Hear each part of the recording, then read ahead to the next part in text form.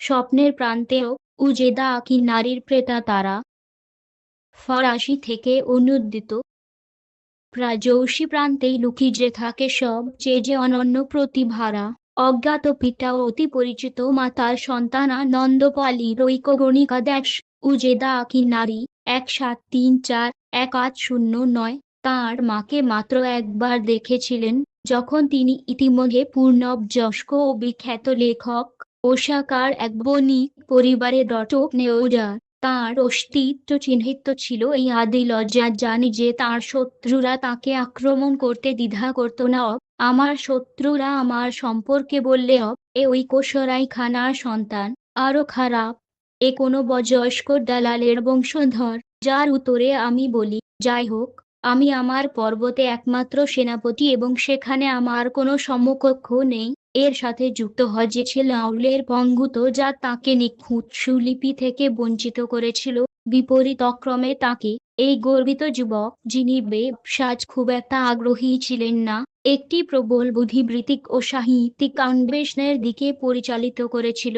এই আঘাতপূর্ণ অস্তিত্ব থেকে, এই তীব্র সংবেদনশীলতা থেকে জন্ম নেবে তাঁর মাস্টারপিস বৃষ্টি ও চাঁদের গল্প উগেদনয় চেশু মন্যগাতারি উদনয় চেশ স্বপ্ন 1776 সালে প্রকাশিত। এই নজতি অলৌকিক গল্প এদো যুগের সাহিত্যে একটি মোড় চিহ্নিত করে। আঁখি নারী তখনকার জনপ্রিয় তুচ্ছ ধারা ভাষ্যমান জগতের গল্প থেকে বিচ্ছিন্ন হয় যে ই জমিহন বা পাঠ্য পুস্তকের পদ্ধতি উদ্বোধন করেন, যা শিক্ষিত পাঠকদের লক্ষ্য করে, যাদের তিনি স্বপ্ন ও কল্পনার স্থান প্রদান করেন।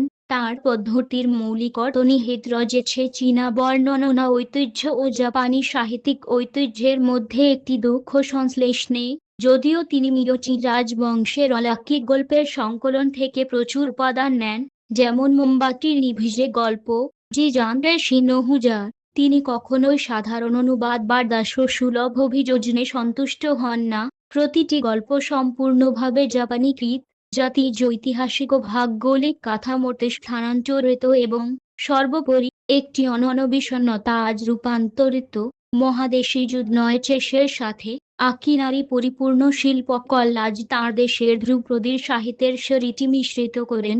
নথিজে তারের প্রভাব সর্বত্র অনুভূত হয়, কেবল অঙ্গভঙ্গি ও মুখভাবে নয়। দেশ প্রতিশোধ পরায়ণতা, যোদ্ধাদের ভূত হত্যাস প্রেমিকা দেশ, বরং গল্পগুলির রচনাতেও, যা বিশ্ব থেকে দূরত্ব এবং অতিপ্রাকৃতের আবির্ভাব পর্যন্ত নাটকীয় অগ্রগতি সুচারুভাবে পরিচালনা করে। একইভাবে মার্জিত ও অলংকৃত গৌড় গাবন হেইজান যুগের স্বর্ণযুগের প্রতি একটি প্রাণবন্ত শ্রদ্ধাঞ্জলি, বিশেষত গেঞ্জির কাহিনী গেঞ্জি মোনোগাটারি এর প্রতি একটি ভৌতিক মানবতা। বৃষ্টি ও চাঁদের গল্পে যা আঘাত করে তা হলো আত্মাদের জগৎ কখনোই জীবিতদের থেকে সম্পূর্ণ বিচ্ছিন্ন নয়। সাধারণ দানবভোজা থেকে দূরে আঁখি নারীর ভূতরা জটিল ব্যক্তিতে সমৃদ্ধ। প্রাযৌষী যে মানুষদের তারা করে তাদের চেয়ে আরো সমৃদ্ধ ও মৌলিক। তাদের আবির্ভাব শক্তিশালী মানবিক অনুভূতি দ্বারা প্রেরিত। মৃত্যুর পরেও বিশ্বস্ততা, অপমানিত প্রেম, গ্রাসকারী ঈর্ষা বা অনির্বাণ ঘৃণা।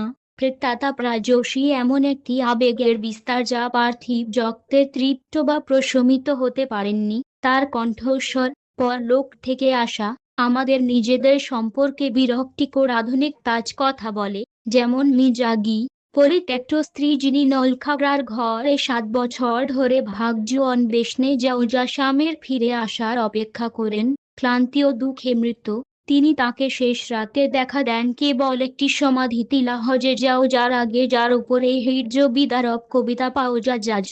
এমনই ছিল। আমি জানতাম, তবুও আমার হৃদয় মাজাজ দোলক্ষেট এই জগতে আজ পর্যন্ত। এটাই কি তবে জীবন ছিল যা আমি বেঁচেছি? সুতরাং আঁখি নারীর কাছে অলৌকিক কেবল ভজের একটি সাধারণ স্প্রিং নয়, এটি আত্মার যন্ত্রণার বিবর্ধক দর্পণ। তারা জীবিতদের তাদের ত্রুটি, তাদের কর্মের নৈতিক পরিণতি স্মরণ করিয়ে দিতে আসে। প্রতারিত স্ত্রীর প্রতিশোধ বা প্রতিশ্রুতি রক্ষার জন্য আত্মহত্যা করা বন্ধুর আনুগত্য, প্রতিশ্রুতির শক্তি এবং আবেগের অনিবার্যতার উপর দৃষ্টান্ত। কল্পনার খোদাইকার। আকিনারির শ্যালী নিঃসন্দেহে কাজটিকে তার সাজিত প্রদান করে। এটি ধ্রুপদী ভাষার অভিজাত কেন থেকে উত্তরাধিকার সূত্রে প্রাপ্ত ছন্দের অনুভূতির সাথে একত্রিত করে একটি অনন্য সঙ্গীত সৃষ্টি করে যা পাঠককে মন্ত্রমুগ্ধ করে। শিরোনাম নিজেই উগীর নয় চেসু বৃষ্টি ও চাঁদ এই মন্ত্রমুগ্ধক সুরকে একটি চিত্রে অনুবাদ করে সুখ ও বৃষ্টির গুঞ্জনে ঝাপসায় হজে যাও যা চাঁদের আলো অতিপ্রাকৃত প্রকাশের জন্য একটি আদর্শ কাঠামো স্থাপন করে।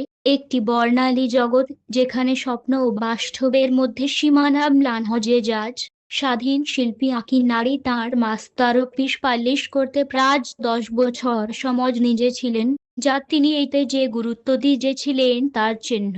একটি বুদ্ধিবৃত্তিক স্বাধীনতা যা তাঁর সমাজের মহান পণ্ডিত মোটরি নরিনাগার সাথে তাঁর তীব্র বিতর্কেও প্রকাশ পেয়েছিল, যিনি ছিলেন আক্ষরিক অর্থের আগে একজন জাতীয়তাবাদী, যেখানে পরবর্তী জন জাপানের পূর্বপুরুষের পৌরাণিক কাহিনীগুলিকে একমাত্র সত্য হিসেবে প্রতিষ্ঠা করেছিলেন।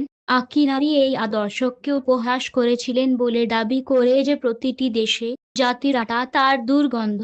এইভাবে এই গণিকার পুত্র কেবল তাঁর শিল্পের শক্তিতে নিজেকে একটি কেন্দ্রিক ব্যক্তিত্ব হিসেবে প্রতিষ্ঠিত করতে পেরেছিলেন, একজন নিখুঁত ন্যায়বাদী যিনি সম্মেলনগুলির সাথে খেলা করে অলৌকিক গল্পকে অতুলনীয় পরিশীলনের মাত্রায় নিয়ে যাচ্ছেন।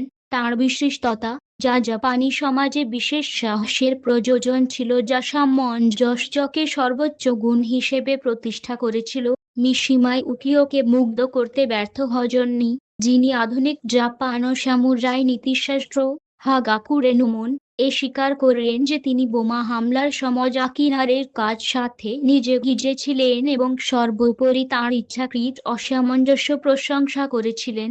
বৃষ্টি ও চাঁদের গল্প কেবল ধারার একটি সংকলন নয়, এগুলি জাপানি ধাঁচের বর্ণনার একটি পুনর্নির্মিত চিত্র, যেখানে বিস্ময়কর ও ভয়াবহ সবচেয়ে সুখ কবিতার সাথে প্রতিযোগিতা করে পাঠককে একটি অদ্ভুত চমৎকার স্বপ্নের স্থায়ী মোহের অধীনে রেখে যায়।